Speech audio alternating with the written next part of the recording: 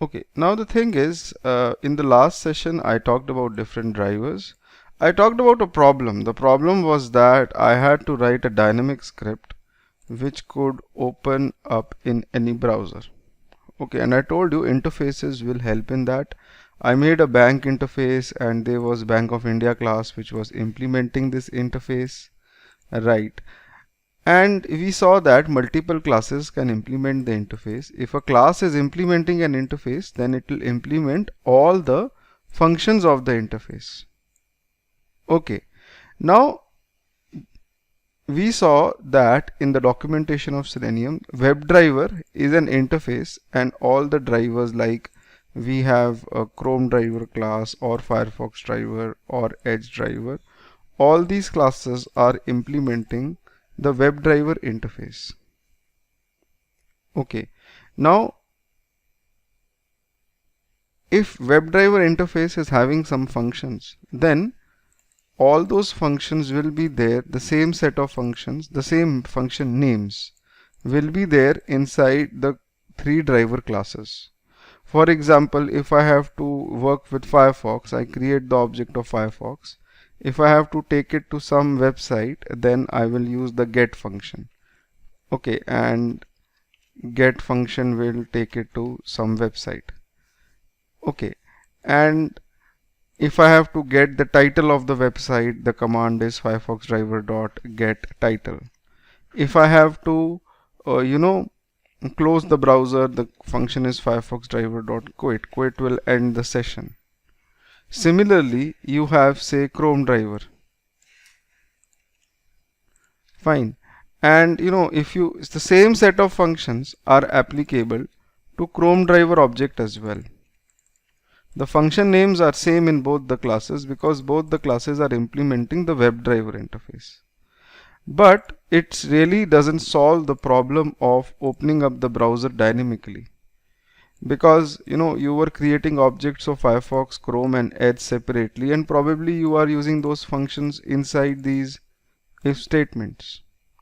Okay, now there is another advantage of using the interfaces. Alright, let me come over to that now. Alright, before that let me draw a diagram and explain you.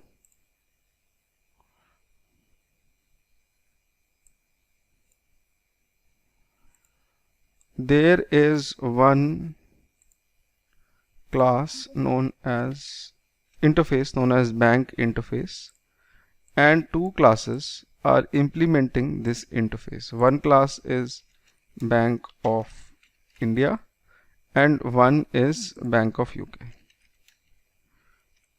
And over here in this bank interface I had three functions. One was like deposit, one was clear check, one was register customer, and the one was UPI. No, these were the three functions, but we made a separate function known as UPI payments. This UPI payment functions was only part of Bank of India. Fine, it was not part of Bank of UK. So if a class is implementing an interface, if Bank of India implements the bank interface, obviously it will implement the functions like a deposit, a clear check, a register customer, right? But it can also have its own set of functions apart from functions which are coming up from the interface. Alright, now Bank of UK has got just three functions which were from the interface. Now listen to this carefully. I am going to create the object in a different way. Earlier I had told you that you cannot initiate the object of bank. If I create the object of bank interface, this is not possible because it is illegal to create the object of an interface. Interface is something which is incomplete. So obviously, why should we be creating the object of an interface? But yes, you see the error is on the right side. The reference of the interface can be created. All right.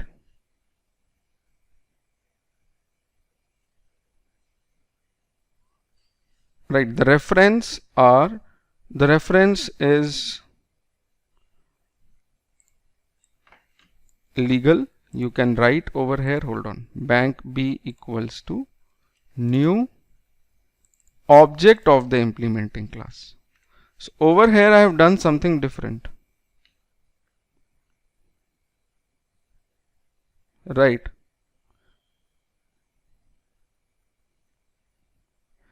I hope you got my point.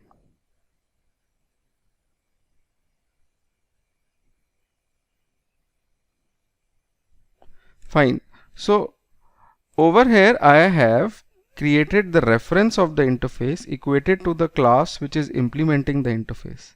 How is this different from this line? These two lines are different. Over here the reference was of the class and the object was of the class. Alright. Over here the reference is of the bank and the object is of the class implementing the bank interface. So the interface reference equals to object of bank class.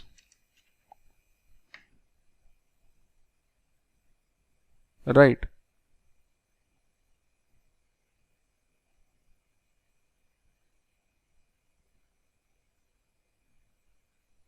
Fine.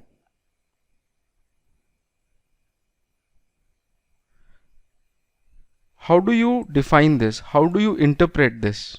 Okay, what value does it add to the system? When you create the object like this, then you can access the functions which are there in the interface and implemented in the class. I can access the functions b.deposit, b.clearcheck, b.register customer. These three functions were there in the bank interface and were being implemented by the class. But the UPI payment functions which was there in bank of interface, this was the proprietary function of this particular class. I cannot access it. It will give me an error. Alright. Fine. So you have to be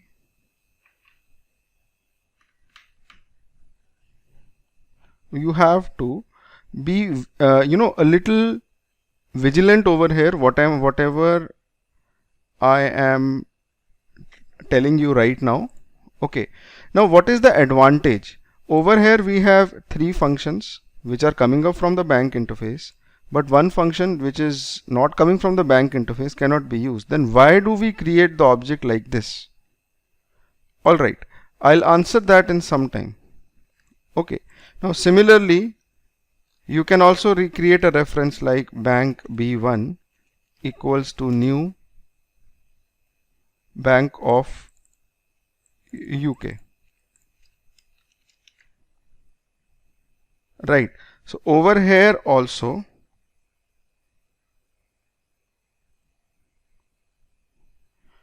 you can write b1 dot deposit, b1 dot clear check, b1 dot register customer. Alright, now the advantage of creating the object like this is, if I run this command, if I run this code, just a minute, I'll put a demarketing line. If I run this, you will see that in the output these are coming from Bank of India and these are coming from Bank of UK. Okay, the output over here is fine. Alright, so this is good, but just a minute. Yeah, but if I create the object like this, bank B2 equals to new Bank of India, and I write B2 dot deposit. And on the next line I write B2 equals to new Bank of UK. This is the advantage which we get, that is one reference B2 initially points towards one of the implementing classes, which is Bank of India, right? And later on you can make it point towards Bank of UK. All right. Now you.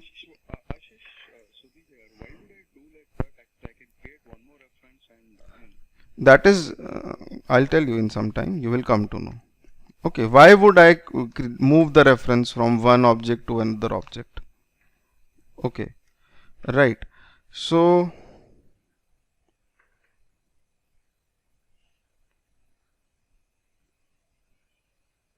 out here, if I write B2 dot deposit over here, the command you see is same. These two commands are same, but B2 is now pointing to Bank of India and B2 is now pointing to Bank of UK. And when you run this, you see that it prints Bank of India deposit, then Bank of UK deposit. All right, fine. Now, why would I do this?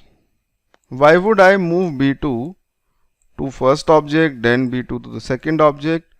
Because it gives me a flexibility that one reference can point towards any implementing class. We know in Selenium, if I draw a diagram for Selenium, we know that WebDriver is an interface. Okay, I have told you this, and all the driver classes, they implement this interface. The driver classes like Edge driver or Chrome driver, okay, or Firefox driver. Fine. So I can create an object. Till now I have created the objects like this, that is Edge driver equals to new driver, or Chrome driver equals to new Chrome driver, or I've created the objects like this.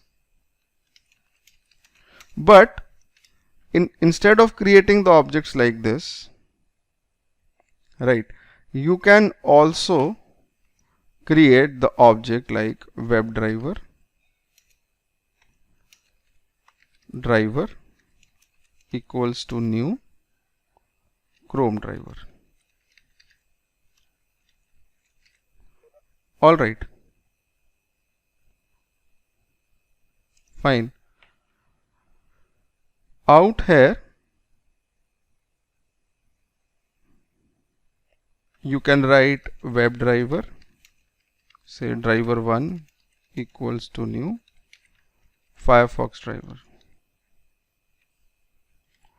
Alright, but I can also write like this, that the same driver which was pointing towards Chrome driver can point towards Firefox driver, because both the classes Chrome driver as well as Firefox driver, they implement the WebDriver interface.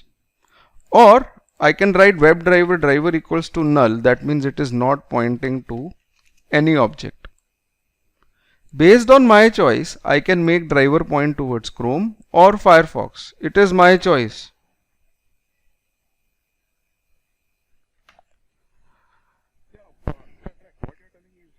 Right.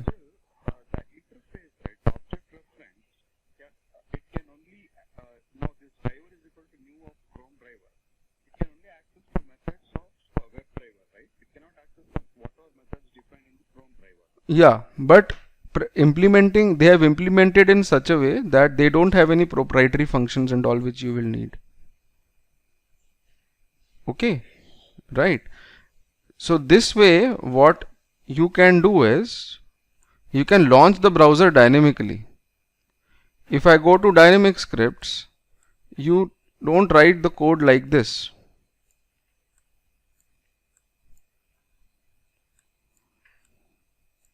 All right, fine. And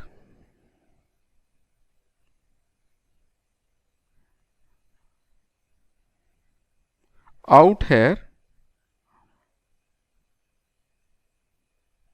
we will, just a minute, my PC has hanged. Yeah, we will declare the WebDriver interface object in the beginning. Based on my choice, I can make driver point towards new Chrome driver, or I can make driver point towards new Firefox driver. Right.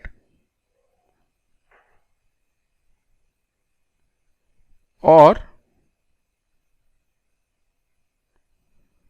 I can make the driver point towards new Edge driver. Fine. So you can make it dynamically point towards any driver. Okay. This gives you the flexibility to launch the browser at your own will. So when you run the code, you will see that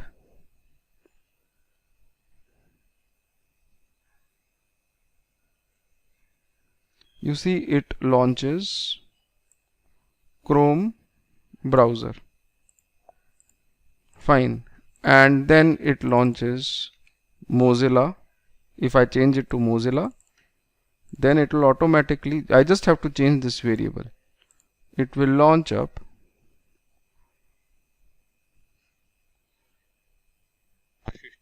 yeah. It's checking over here, right? If the browser, this variable value browser is Mozilla.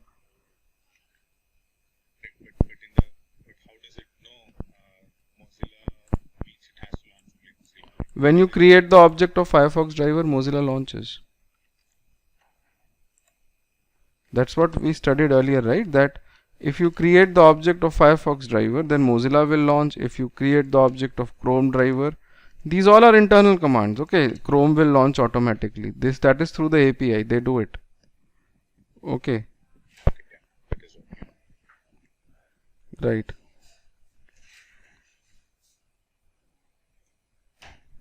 Now, once the browser has been launched, once you are here, that means browser is ready. Now you can call the functions, because functions are same in all the driver classes. You can write driver.get, go to the URL http yahoo.com, and after going to yahoo.com you can print driver.get title, and in the end you can close the driver. You can write driver.quit. So you can dynamically launch the browser and fire the commands on it. When you run this code,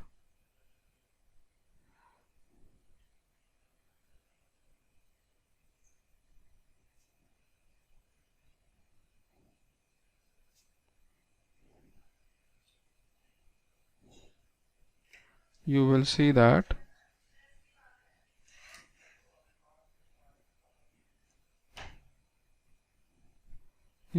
it launches Yahoo. Hold on.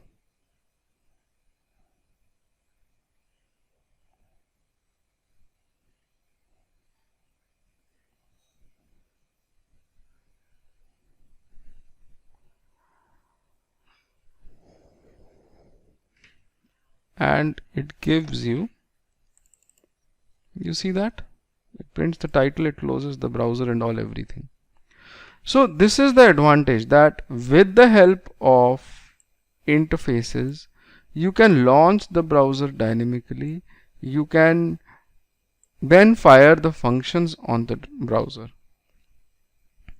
Okay, so all because of interfaces in Java. Alright, now once the browser has been launched, you are going to Yahoo and you are launching the browser, you want to interact with the elements. You want to interact with the elements in the browser, obviously. Okay, now there are different elements in the browser. you have, hold on.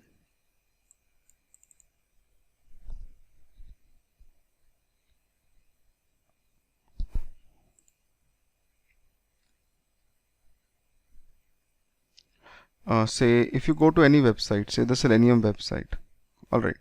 So everything in this browser is known as a web element in Selenium. If you know UFT, if you know QTP, don't confuse it with web element in UFT or QTP. That is completely different. In automation, everything on a page is known as an object. In Selenium, it is known as an object as well as web element. Okay. And obviously Selenium is only for browsers, right? It automates only browsers. If you look at the download section and if you look at the documentation, the API docs, then you will find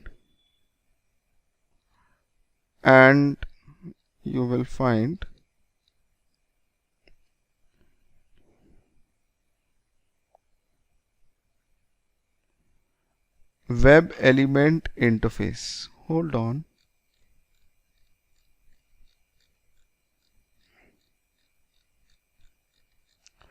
Just a minute. Yeah. You will find this web element interface. This interface, it represents a general HTML element. Technically in Selenium, a button is known as a web element, a text field is known as a web element, a link is known as a web element, in a normal text is known as a web element. Okay, so if you look at this interface, it's an interface. If you look at this interface, it's got some common functions like clear. This will clear the value of a text field. Click, this will click on the element, right? Find element, just ignore it as of now, right? Get the location, if you want to get the x and y coordinates of the element, right? Get the text of the element. Is displayed will tell you whether this is displayed on the page, visible on the to the human eye or not. Okay, send keys will tell you whether how to type into this element. Send keys is used to type. So this function is or this interface, sorry, is something which is having general functions, okay, to interact with the page. All right. Now before I jump over to this interface and I tell you how to use this, you need to understand that how Selenium interprets the web page. If I go to any website, all right, if I move over to say BBC or CNN,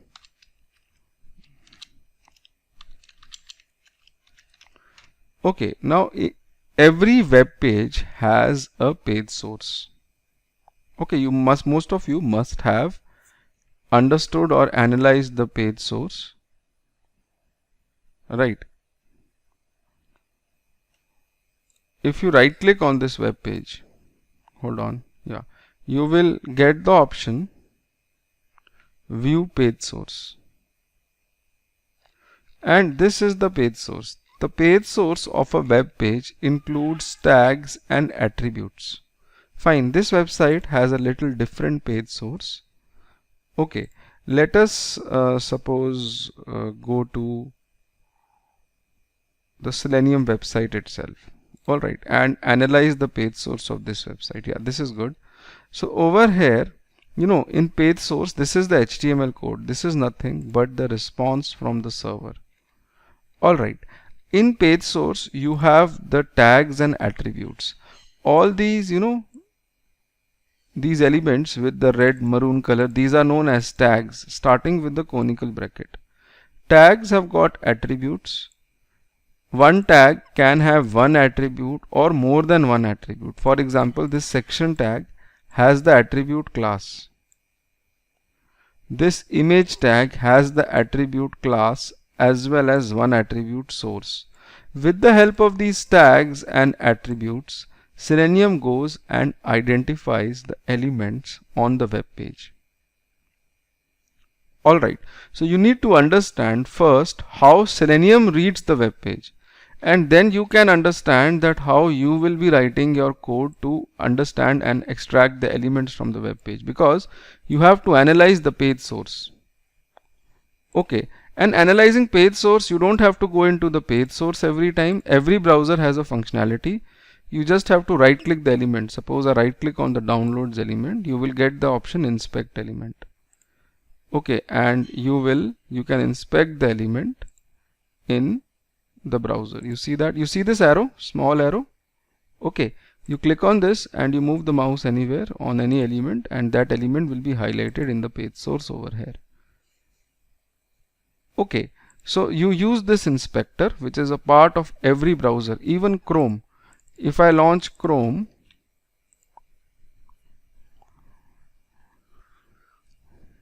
and hold on, I'll take Chrome to the same site, selenium.dev. The browsers are different, but remember, the page source remains the same for different browsers. Alright, it doesn't matter, whether you are using Chrome, Firefox, Edge or IE, but if you go to the page source, this remains same for all the browsers.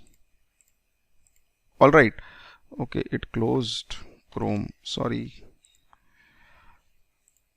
So you can inspect the page on one browser, write the script, the same code will work on the other browser as well.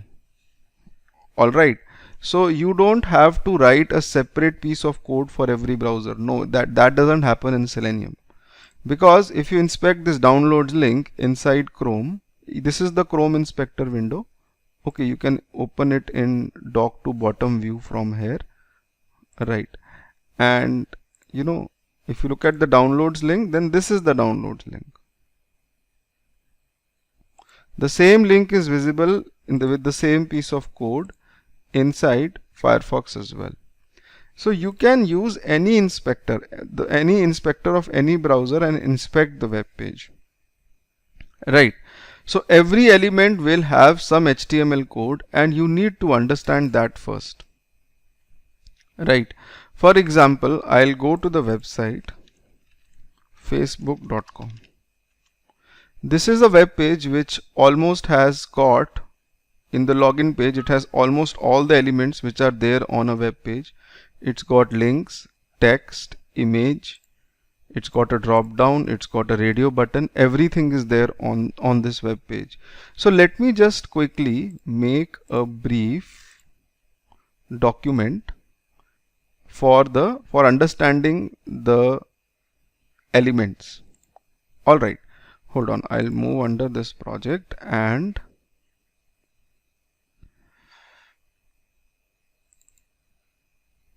I'll make a document, Excel file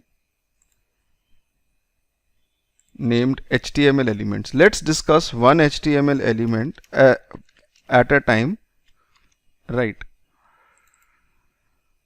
So basically an HTML element, if you inspect any element, say I inspect this text field, email text field, I right click on it, inspect it in Chrome.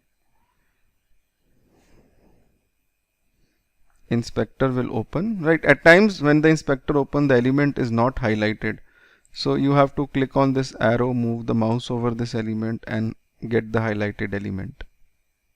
Alright, now out here you see this is the tag name for this element, input. Fine, and these are the attributes. One element can have multiple attributes. So let's study about these tags and attributes first. Alright, in the day 2 project I had created this Excel HTML elements. Okay, this is opened. Fine. So let's talk about the elements. Say I'll create 2 columns or 2-3 columns known as element. What are the HTML elements you are having? Different types of elements in HTML.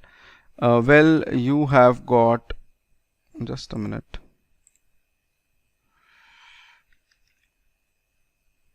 This thing is hanging. My PC is hanging today. Okay. You have got text fields. You have got normal buttons, radio buttons, checkboxes. You have links, images, drop down. You have, hold on, you have the regular text on the web page, the text which is there on the web page regularly. Okay, so you have got different types of elements, and every element, you know, this thing, if you have studied any other automation tool, generally people compare this tool with UFT or something. You cannot do that. Okay, this tool is, the fundamental is very different. Okay, so you have to understand how page source works and how Selenium works on the page source. Alright, so these are the elements. Every element has a particular tag name. This is always there, right? For example, if you understand text field, right, regular text, sorry. If you look at the text field, if I look at this text field, every text field will have the tag name as input. You will always find the tag name for the text field as input in HTML. For a button, if you look at, say, this button, sign up button, the tag name is button. Alright, so for a button the tag name is button, but sometimes it is also input. Okay, at times you will see applications having the tag name input for the button as well. For radio buttons or checkboxes, like these are the 3 radio buttons. If you look at this, the tag name for a radio button is input tag. Okay, so you can look at a radio button like this, that it's got the tag name as input. For a checkbox also, from my experience, I know the tag name is input. Alright, there is no checkbox on this page. Alright, in case of a link, everybody must be knowing about anchor tag. Okay, if you look at any link on any web page has the tag name A. It starts with conical bracket A. So a link starts with the tag name A. Images have the tag name IMG. A drop down has the tag name as select. Okay, inside this select tag there are multiple option tags which hold different options which are there in the drop down. Okay, and regular text can have any tag. Sometimes it's in para, span, div. You cannot actually, you know, regularize it. Okay, right, the text which is there on the web page, it can be in any particular tag. But every tag or every element has a tag, and it has got some mandatory attributes and some optional attributes. Mandatory attributes will always be present with that particular element. For example, in case of a text field, the tag name is input, but you will always find that in out here the type attribute would always be there. Okay, type will sometimes be equal to email, sometimes it might be equal to password, or in 99% of the times it will be equal to text. Like if I look at this first name text field over here, input type is text. Regularly the input tag has the type attribute which is equated to text, and it becomes a text field. Alright, if you have a button, in case of a button, type attribute will always be there. It will be equal to submit. Alright, hold on, yeah. This type attribute in case of a button will always be there. It will be equal to submit. Now this HTML page source is really very interesting, and we are going to use it a lot in the training. And you can change the values at runtime and test it as well. Okay, for example, it is written sign up over here. Because it is written sign up, the value sign up is coming on the button. I can change it over here. Okay, this is how developers they do it. I can change it to my name, and Ashish will be written on this button.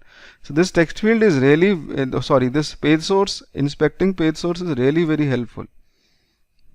Okay, so button type is submit. Submit type, you copy this and I will paste it over here.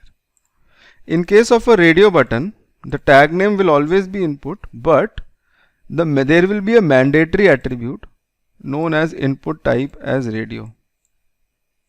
This will always be there.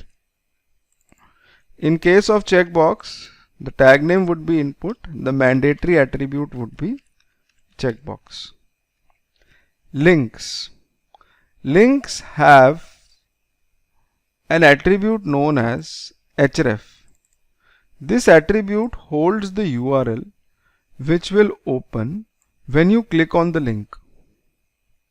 It is there with all the links. The href attribute will always be there. It will hold the URL hyperreference. Okay, it will hold the URL which will open. Image tag. Okay, for example, this is the image. Connecting people image, this one. Image tag will always have an attribute source which will hold the URL which will open once you click on the image. If I copy this URL, open it in a new tab, you see this is the actual image. Alright, so the source tag is mandatory in case of image. In case of a drop down, there is no mandatory attribute. The tag name is select. All the other attributes are optional. There is no mandatory attribute for drop down or a regular text. This is not there. But these can also be identified without mandatory attributes. It's not necessary. Now there are few optional attributes. Optional attributes are generally ID, name, class. If any element is holding these any one of these three optional attributes, then it really becomes easy to identify that element on the web page. Okay, generally ID and name are unique for the element. The class is not unique. Multiple elements can have the same class. Alright, generally ID and name, they are unique for an element. Okay, so if you find any element having ID or name, you should be able to understand that fine, it's really easy to identify. And let's start with an example of an element having ID or name. And let's start say with this username field of Facebook, or the first name field of the Facebook. This is the first name field. The input type is text. Now this has got an attribute known as name. Name is first name. You see the name attribute is there, and also the ID attribute is there with the value u_0_m. So if an element has a name or an ID, you can identify it very easily, and you can write the Selenium code. Okay, now how do you write the Selenium code? Suppose I launch the browser dynamically. I go to the home page of Facebook. I print the title of the Facebook. Then I have to type my something in say the first name field. Okay, now if you look at the documentation, let's go back and understand it from the documentation of Selenium. If you look at the documentation, this is the API docs. Let's go down to the WebDriver interface. In WebDriver interface, there is a function known as find element. This function will find the first element using the given method. Find element function finds the first element using the given method. So you need to give the command. If you write driver dot, you will get the option find element. This find element function is there in all the three browsers. You can launch them dynamically, okay, and then try to find element in one of those browsers. Now how do you find the element? By which criteria will you find the element? Okay, that is defined by a class known as by class in WebDriver. Okay, by class, it holds the mechanisms used to locate the elements. The mechanisms which I just discussed right now, that there are few mandatory attributes with the element, there are few optional attributes, ID and name of an element are unique. So these are few mechanisms which I discussed. So this class technically defines those mechanisms. Everything in this class is static. For example, there is a function known as ID. You can supply the ID of the element and define the define the mechanism used to locate the element. It's a static function. It can be called directly by the by class. You can write by dot, you will get the option ID, and you can specify the ID over here. So driver dot find element command, it takes in this function, takes in the reference of the by class, that by which criteria you want to find the ID. You can write by dot find the element, by dot, you will get all the mechanisms which are possible in Selenium to identify the element, by the class name, CSS selector ID, link text name, tag name, XPath. So these are different locator strategies. We call them locator strategies or mechanisms. I will discuss one of them one at a time. Okay, so starting with ID, okay, which is the easiest one. You supply the ID of the Facebook first name field, which is this. All right, so this will go and find the element on the web page, and this command, it gives you back the reference of web element interface. The return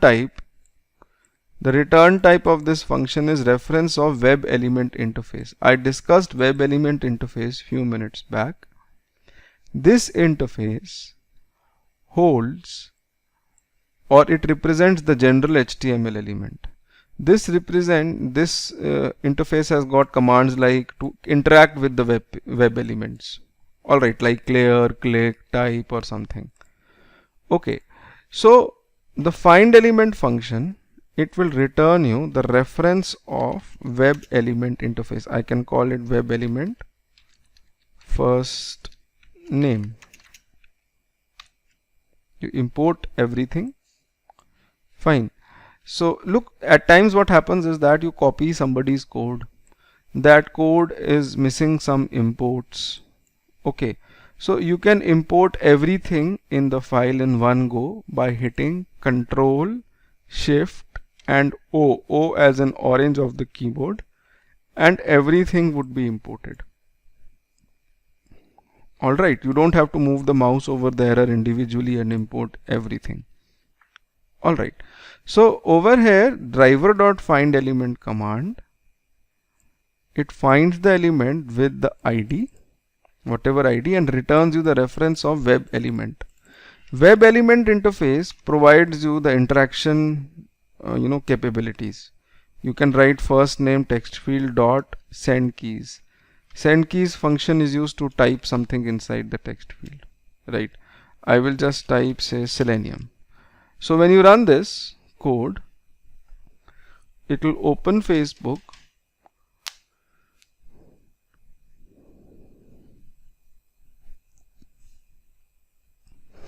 You see that it goes and types Selenium over here. Okay, so basically what I mean to say is that in Selenium everything is inbuilt. all the commands are inbuilt. Find element is a command in WebDriver interface. Okay, it has got the by class defines by which criteria you want to find the element, and this returns the web element interface reference. Similarly, you can say if you want to, you know, click on the radio button custom. Fine. So you can take this radio button custom. It's got the name as 6, but you know there are other radio buttons with the same name as well, or it's got the ID as U08. So you can write over here web element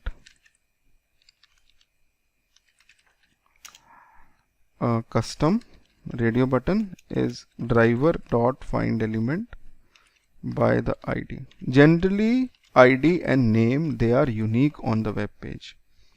You can write the web element custom dot click. So this will click on the button. If you want to get the XY coordinates of the button, you can write custom. The web element interface provides you with that option as well. You can get the XY coordinates. You can write get location dot X and get location dot Y. Okay, look, Selenium, what it does is, you know, it assumes that the top left corner of your screen is with the coordinate 0, 0. The coordinates increase towards the right side and towards the bottom of the screen. Okay, this is how the coordinates they increase. Alright, and when you run this code, this is going to interact with both the elements.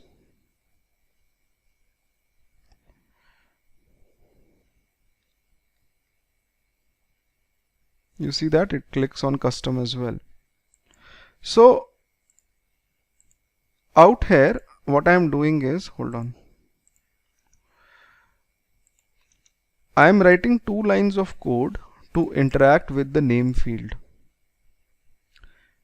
You don't do this generally. You generally write 1 line of code only. You can write driver.find element.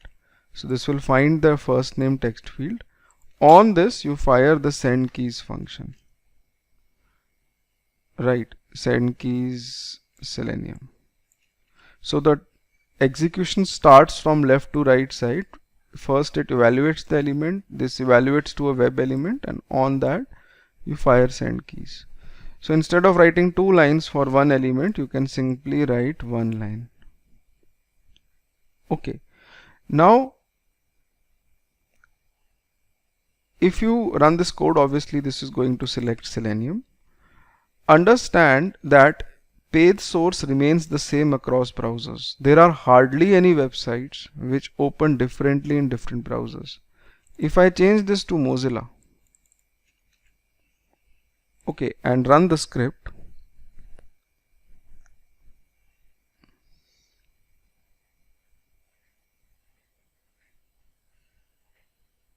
hold on, see, it will launch Mozilla.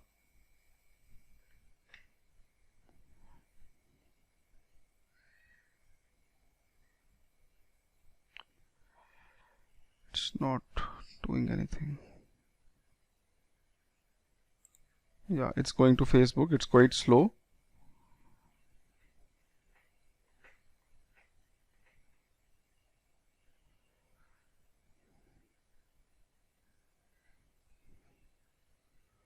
You see that?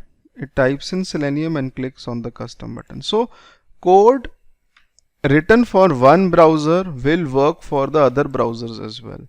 You just have to open the browser dynamically. The functions are same in all the browser driver classes. Okay, because all of them are implementing the WebDriver interface, and you can easily interact with the browsers with the standard Selenium commands. Now what if 2 elements on the web page have the same ID? It should not happen. But what if there are 2 elements on the web page which have the same ID? Look, you have to understand how Selenium works on the page source. how it is actually extracting the elements from the page source. Okay, Selenium starts to extract the elements from top left corner. Okay, what it does is it extracts it like this. Okay, I'll change the color. Yeah, it extracts the elements from top left to right side and goes down like this. And if there are two elements on the web page, one is over here, the other one is over here, Selenium will use the first one. It will ignore the second one. If you want to use the second one, there are ways. We'll talk about that later on. But if you look at the documentation of this find element function, it says that inside the documentation that it finds the first web element using the given method. If somehow your locator strategy, the locator strategy defined by the by class, if that strategy boils down to multiple elements, then find element function will use the first element. Okay. Another thing, this is not a test case. We are not writing a test case. These are standard Selenium commands which will help you to interact with the browser. Selenium has got no capability to build test cases, to build reports and all, right? It's just an API which provides you functionalities to interact with the browser, right? You have to write your own code to read data from say JSON files or XLS files. You will have to write your own code to build test cases using, we'll use TestNG and all. So gradually, you know, in another 2-3 classes I'm going to jump over to TestNG because this is the main thing. These kinds of scripts anybody can write, okay, but the major thing is building test cases, running them in batch, you know, running them optionally, running the failed test cases, and you know, organizing your whole project. And if you just have to run few test cases on one browser, few on the other, how to do that? So Selenium will just not give you that those functionalities. Or if you just want to run your smoke tests and all, so you have to be, you know, learning TestNG for that. All right. In this complete course, you will realize 30% is just Selenium. 70% things are other things which you have to do along with Selenium to make an end-to-end project. Okay, so we'll stop here, and the URL which I had given you, this was the URL. On this URL I am going to keep the recordings for today's class. I'll give the URL again. Please check out this URL. After 3 hours all the class recordings I'll put on this URL. Okay, because generally the mails are going into spam, and Friday's mail also went into spam. So I don't know what Google guys are doing. Every day they change something. Fine. So please you take this URL and I'll keep all the recordings over here. Check this out by, to be on the safer side, by 11 AM Indian time, which is 3 hours from now. All the recordings will be there. Okay. So anybody having any questions?